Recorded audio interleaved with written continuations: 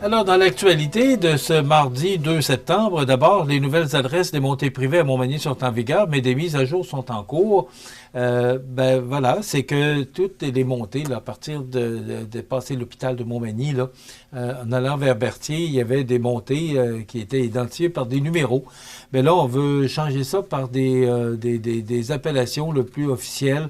Donc, pour faciliter le travail des policiers, des pompiers, des ambulanciers aussi. Alors, c'est une question de sécurité. Alors, là, c'est parti. Depuis le 18 août, vous pouvez changer votre adresse. Il faut le faire, mais vous avez 12 mois quand même pour le faire, pour les gens là, qui sont concernés.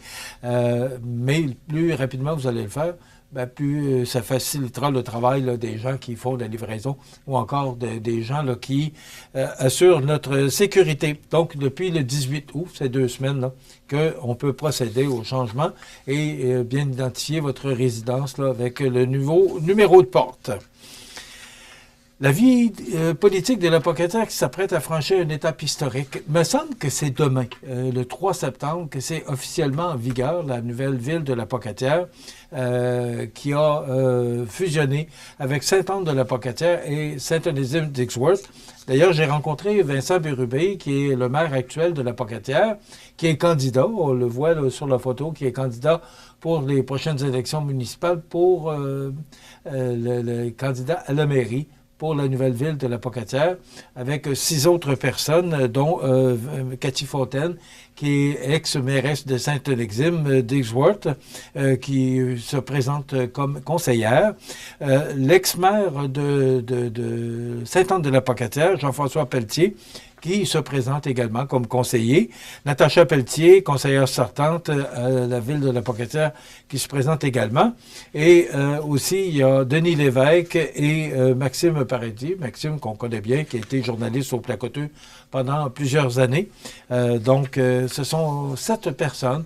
C'est pas un parti politique officiel, selon la loi, mais ils s'unissent, ces 7 personnes, pour offrir à la population, le conseil municipal, qu'on dit là, vraiment,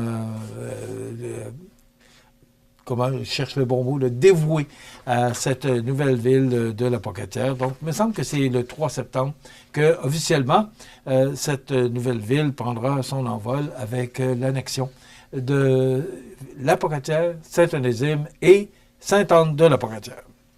La Maison des jeunes incontournables de Montmagny, qui vient de franchir une nouvelle étape importante dans son histoire, c'est Mme Mireille Thibault, qui est nommée porte-parole de la Maison des jeunes. C'est Jessie Croteau, qui en est le président du conseil d'administration, et Mme Barbeau, Élise de son prénom, qui est la directrice générale. C'est 1000 jeunes par année qui vont à la Maison des jeunes. C'est un bel organisme et ça fait une vingtaine d'années que Jessie en est le président du conseil d'administration et on continue à vouloir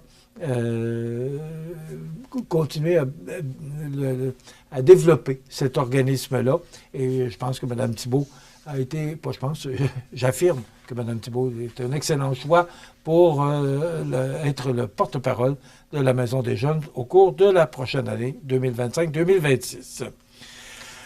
On parle beaucoup du 3e lien. Pourquoi? Parce que c'est à côté de chez nous et ça partirait, je le dis au conditionnel, du chemin des îles à Lévis pour emprunter là, les régions, l'autoroute 20, après ça, Pierre-Bertrand, autoroute 40, là, je ne les ai pas nécessairement dans l'ordre, là, mais on dit que ça avance.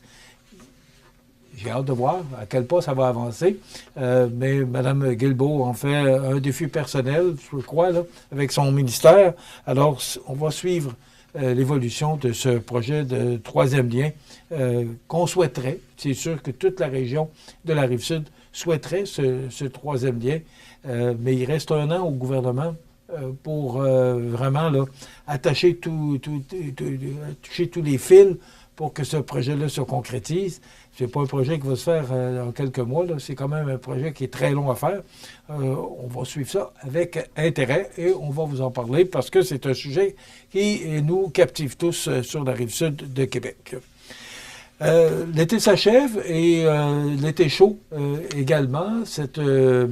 cette quantité de spectacles là, qui est présenté tout au cours de l'été à la place Montel, ben, c'est terminé. Et avec le service de bar, parce qu'il y a eu des activités où il y avait service de bar, on a amassé 7 583,96 $. On va redistribuer cet argent-là dans le milieu. Alors, c'est Soccer Montmagny, le Trait d'Union, l'Arc-en-Ciel, la Maison d'Hélène et le Club d'athlétisme L'Aviron, ainsi que la Fondation de l'École secondaire Louis-Jacques Cazot, qui se partageront, c'est presque 7 600 $. Donc, une belle activité et qui va retourner dans le milieu à ces organismes dont on a tellement besoin. Bravo à IGA aussi, là, M. Rouleau, qui est toujours partant pour participer à ce genre d'action. Ben, c'est un rabais de près de 1 500 $ sur l'achat de bière et autres prêts à boire.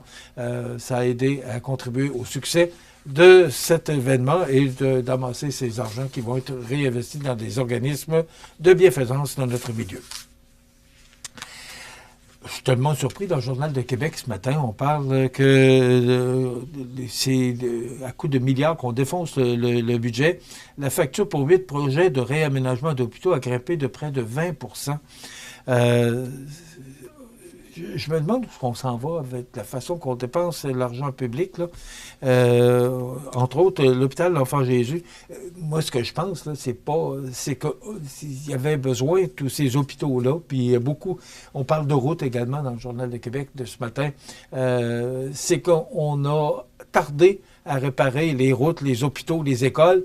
Puis là, ben, ça a besoin de beaucoup d'amour et ça coûte cher. Puis comme les coûts, avec tout ce qu'on vit, avec les tarifs douaniers et tout ce qu'on voit, là, ben, ça fait monter les coûts. Alors, entre autres, là, l'hôpital L'Enfant Jésus, le coût initial, c'est 1 967 millions et le total estimé à 2 656 millions. C'est presque 1 milliard de plus.